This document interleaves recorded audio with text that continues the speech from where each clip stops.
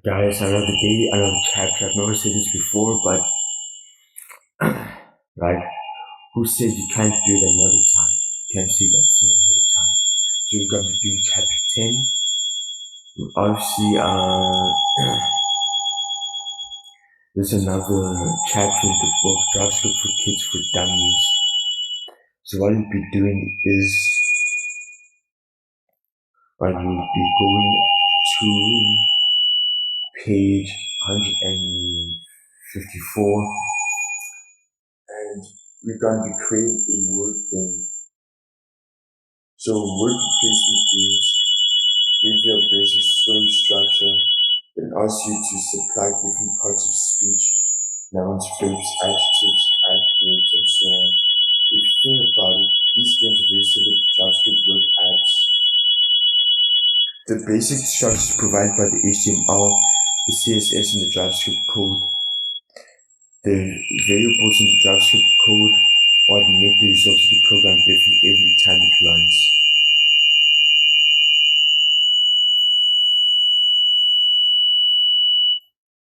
Frequency so bad. I'm just doing something in OBS Studio. So basically, this is what you do want. I'll teach you how to get this. So create a variable story. For this first version of the game, what about a story about Douglas the JavaScript robot's adventures? It removes some of the words and replaces them with just a part of space so that the person playing the game can fill them in. Here's our story about Douglas the JavaScript robot. With certain words removed and replaced with the input expected. One active day, Douglas was ending in his rooming house, reading a book about color plural noun. As he past tense verb his beverage right. This is actually nonsense gibberish. You heard type of music playing in the different room in house, explanation explained as he past tense verb down the stairs to join the adjective party. Douglas danced the name of animal, danced the name of city, twist, and took the prize for dancing the best electrical verb. Yeah. And this was set up by people actually are fluent about English, bro. This is gibberish, pure gibberish, right? Now that we have a story, let's build a JavaScript program. So obviously what you're gonna do is, you're not gonna go fiddle, screw that. So you're gonna go to VS Studio or VS Code, Visual Studio, right? So as you can see, I've got my own studio here. Obviously, if you wanted to have selected everything that you've got in the studio, you'd have to basically download a PDF, JavaScript for my dummies, right? My kids downloaded, place it on File Explorer Home, right? Then after you're done placing File Explorer Home, right? You go to chapter 9, right? Obviously, it's going to be displayed in Visual Studio Code, and then you're going to create a new folder called chapter 10. My mistake, chapter 10, and then you're going to create a new file, 3 different types of files, right? A file for CSS, file for HTML, file for JavaScript. Right, let me go back to the book. Here in the word placement game, right? So obviously, if you want to write the HTML, right? Write the HTML. So what you're gonna do here, the HTML, you're gonna press exclamation, right?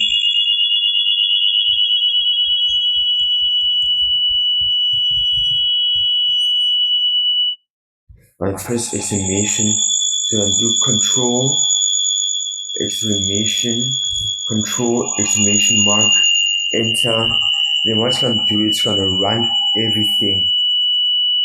Everything that you've added is gonna be run. For example, let's say, it's gonna be run. You're gonna have your meta, everything that you need to display on your web browser. Then from within your body, this is where the information is gonna be needed to display everything that you're gonna need in your body. But HTML so it can be run in the web browser. So you can need a question area and the body area and the story area. First thing you need to do is create these three areas. So it's three div elements to each HTML plane. Input words, button, and story.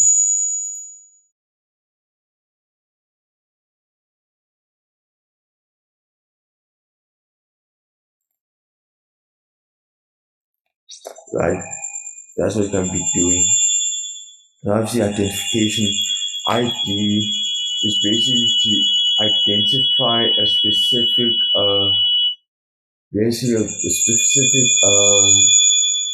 let's say ID is to identify a specific property or a specific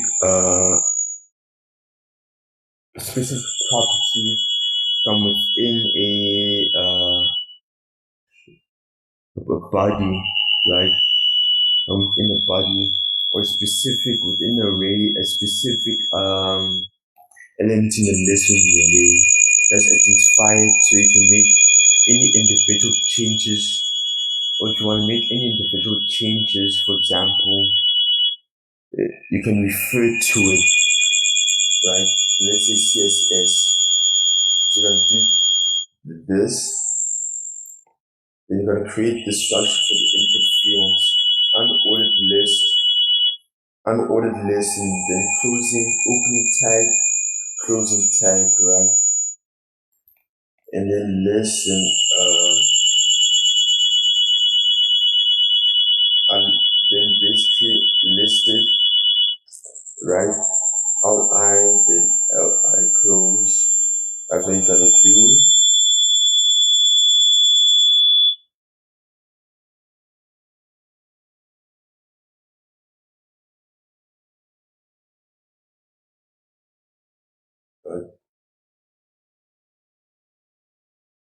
That's what you're gonna do, right? Okay.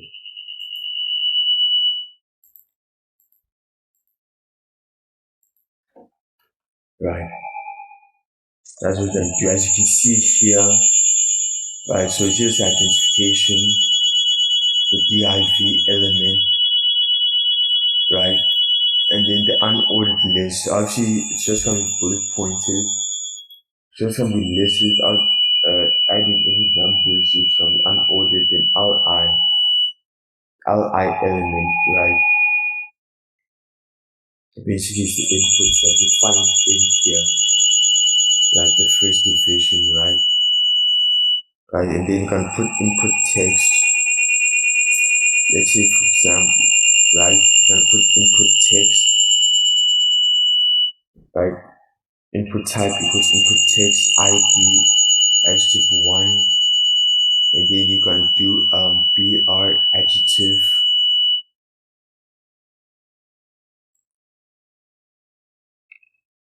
right? And then after that, what you're gonna do is you're gonna do a closing tag. So it's gonna open it up and closing, then br adjective, then close the li, right? So you're obviously gonna be doing this, and then once you've done that, close the li element with li close, then put the HTML comment on the next line, serve as placeholder for the other input fields that you add to the program later on. So put the other input fields there. The div element, identification element, then your story, and then div, right? So this is the third div element, right?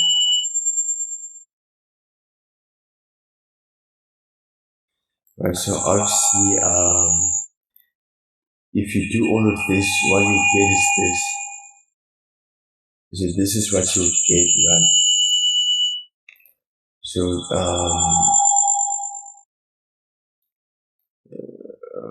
so basically this is the result. This is the basic result, right? Of pressing exclamation then enter, right? Okay. And then, yeah. Then place your cursor inside the div within the ID of button div, button ID replace button, then you add this, right? Button ID replace button, replace it button, right?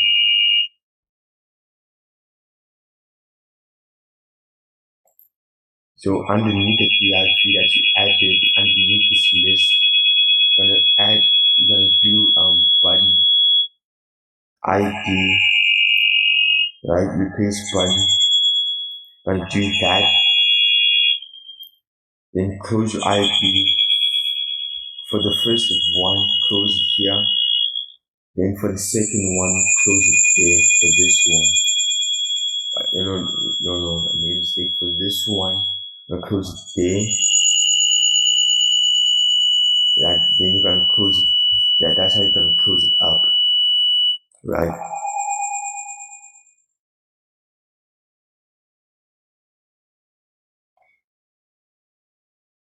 Right. And then you're gonna press the AV story. And then obviously you wanna refer to the JavaScript, right? So you're gonna add a source element to it. So script. So basically, the script basically allows authors to include dynamic scripts and dotted blocks in their documents. In the source attribute refers to the URL of the link that you want to go to. Like CRC abbreviated source wordgame.js. So obviously you want to go to the JavaScript here without having to have a hassle. So control follow link JavaScript, then you all go to wordgame JS. Right, so that's what we'll do there. So opening the opening tag, and then you're gonna get your closing tag, right? Then obviously you wanna have a closing tag and a closing tag here for obviously I have the opening tag for body, right? Because that's the first tag that you added. Then on the second, yeah, you're gonna add the tag that you've added for your body, closing tag for body, closing tag for HTML, right? And then you want to style it up a little bit, right? CSS plain. So basically, what you want to do is want to add a font family. Then you want to add a font family, right? You want to add a font family, and then after that font family, body font family, Comic Sans MS. Let's make the font family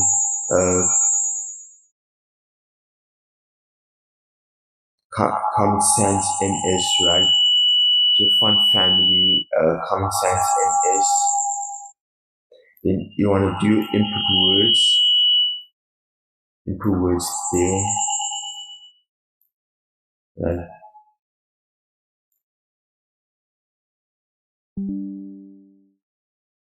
Input words, yeah. That's what you do. And then you want to do right, and then this is basically hashtag input words. So basically, this is going to refer to the elements ID input words that you basically did in your HTML. Then this is going to make a styling for your unordered list, right? So your list style,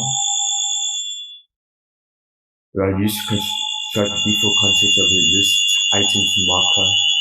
Then your padding, and then your margin, right? Your padding, show that prompt set values for the thickness of the margin area. Then your margin, show that prompt set values for the thickness of the margin area. Line height, text transform,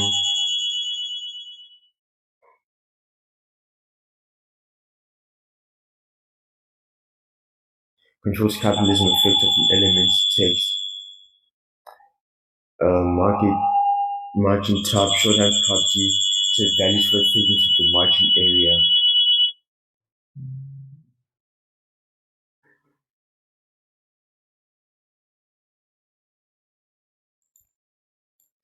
Input words float left or words 45 degrees.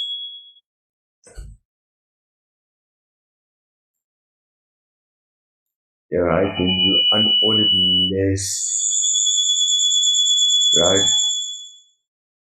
This type, style type none, padding, margin, line height, text transform uppercase, margin top HPX. Right, so I style the list using the following two rules, right? So we can style up the list using this, right? You can do that. Then the operators input type text. Then obviously you can style up the CSS pane. Input type text button div replacement, replace button story replacement. That's what you can be doing. So the input type text button div replace button story replacement. Then obviously click the. This is one thing that I need you guys to do. Anytime you do any work here in Visual Studio, I want you guys to save up everything that you're doing in VS Studio to make sure that it gets burnt into the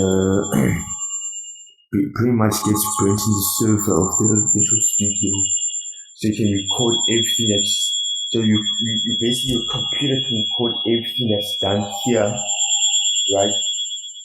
Code everything, then yeah, record everything, and then when it's done with that, permanently keeps on until it decides to delete it, right? So you update it, your result should now look like what it will look like, right, on my CSS pane. Now the word game, right? Once again, leave a comment for yourself to remind you that you need to come back and add the rest of the story after you get the functionality. Or we put the rest of the story here using the plus equals operator, right?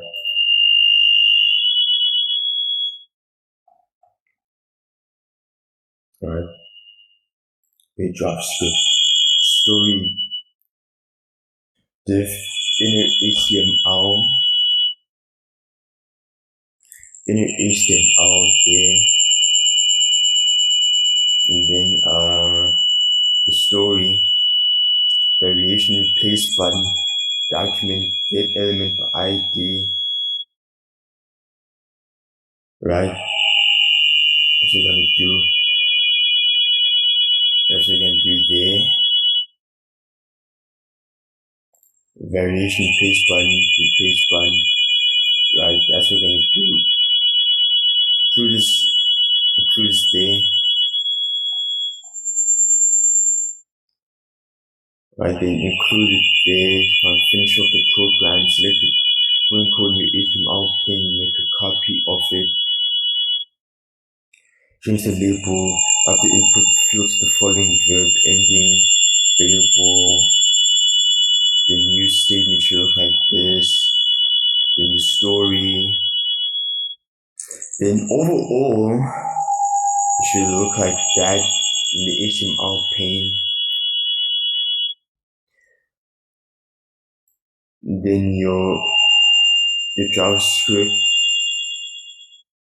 Then basically overall, it should look like this on the JavaScript. Continue. And then there's your result. Obviously, you don't just want to see the book, right?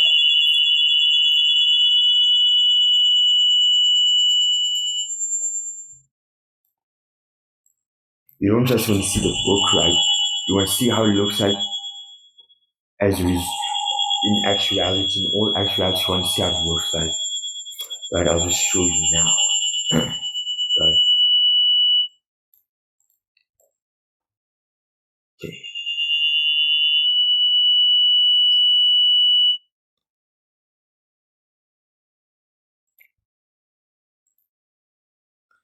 So your CSS pane should look like that. Right. Your HTML plain should look like that. JavaScript so beautiful. And then your web game JS should look like that. Right. Right. So obviously you want to run it in web browser. So what you can do is you're gonna right click, reveal in File Explorer. So your File Explorer will be your web engine that you use to go into web browser to make sure that you'll be able to access any page that you want to access in your web. So it's working.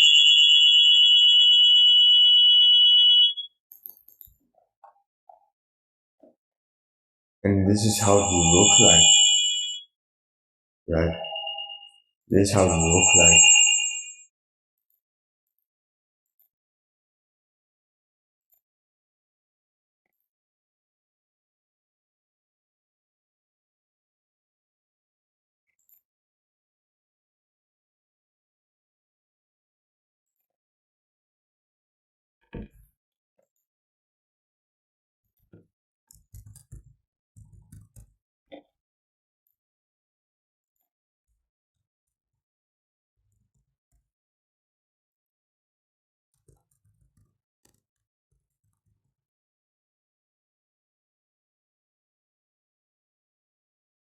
Like, let me fill this out.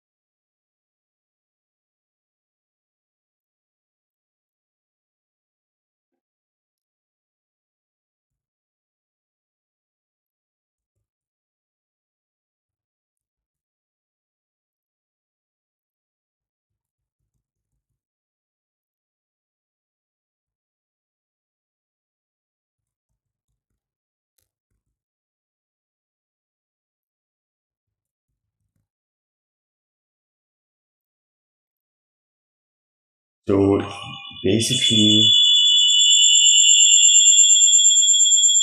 this is what I wrote was gibberish. But basically, this is what you want. So obviously, you want to add everything here, and then press replace it.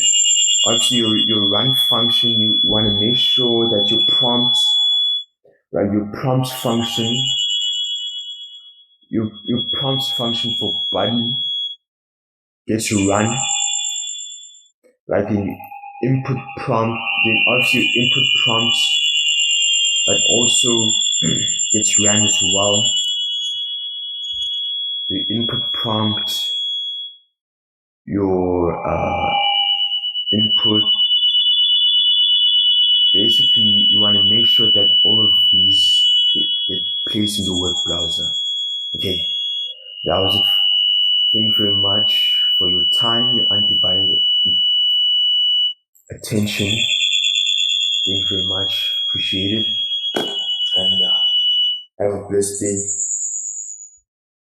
Lord bless you all. Amen.